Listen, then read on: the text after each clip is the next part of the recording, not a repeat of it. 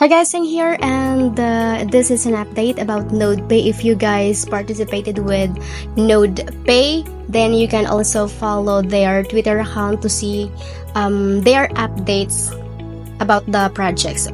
Ito guys yung latest na update ni NodePay. So sabi dito, not supposed to leak this but get your Solana wallets ready. So that means na parang pinapahiwatig nila na malapit na yung airdrop, malapit na yung distribution ng free tokens natin. So, yeah, November is no joke. So, guys, make sure to create a Solana wallet. If you don't have yet, you can download on Play Store ng Phantom or Solflare. Yan.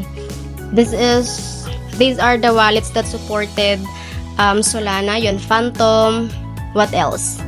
We have Solflare, ayan guys, Solflare wallet, ayan, Solflare Solana wallet. So, dito kasi kay NodePay, kailangan din is Solana wallet, diba? Just like Grass na gumamit tayo ng Solana wallet address, so pareho lang sila. But if you don't have a NodePay yet, make sure to join the project as soon as you can para hindi po tayo magsisi sa huli, diba? If you remember guys, si GrassPay nagbigay siya ng maraming tokens, maraming tokens sa mga users nila at hindi biro yung price niya, diba? Kasi nung listing nga lang yung price niya is $1 at right now umabot siya ng almost $3 per token. So that's not a joke guys. Kung makikita nyo rin naman sa mga exchanges kung ano na yung price niya ngayon.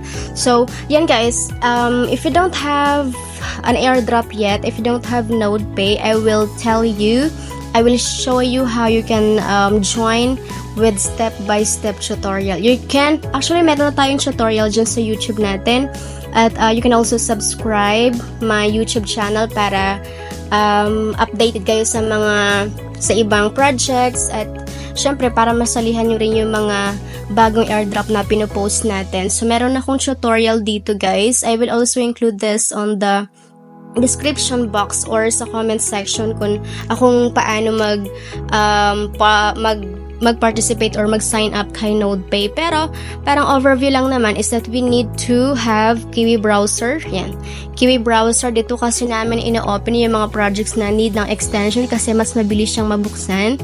And then dito sa Kiwi browser, dito lang namin ini-install yung extension. And then tulad nito guys, kay NodePay, papakita ko sa inyo. Ito si NodePay. Ayan guys, NodePay extension. Ayan. So, makikita nyo yan. Tulad lang din siya guys kay Grass, kung wala pa kayong idea, na we can earn points through our internet.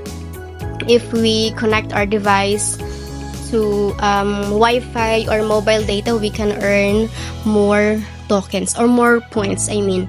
So, right now, I have 82,000 na points, NodePay points, and then makikita nyo rin naman kung connected yung device ninyo eh.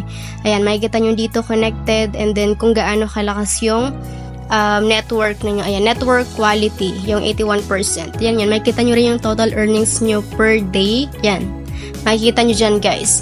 So, ganito lang siya, ganito lang yung gagawin, and then may din dito guys, may mga mission. Yan, may mga mission na pwede natin gawin para mas madagdagan yung points natin.